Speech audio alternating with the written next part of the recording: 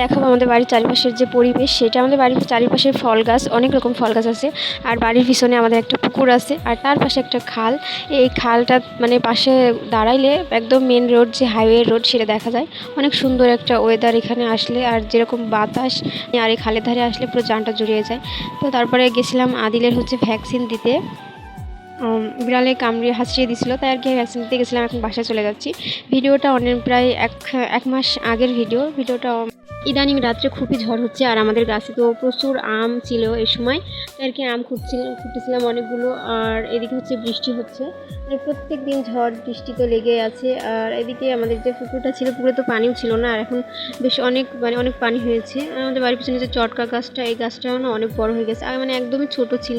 তো বেশ সুন্দর একটা আবহাওয়া, ওয়েদার। আর এদিকে আমাদের বাড়ির ভিতর তো পুরো মানে বন্যা হয়ে গেছে পানিতে, মানে পানি বেঁধে যায় বৃষ্টি হইলে, আস্তে আস্তে পানিটা সরে যায়।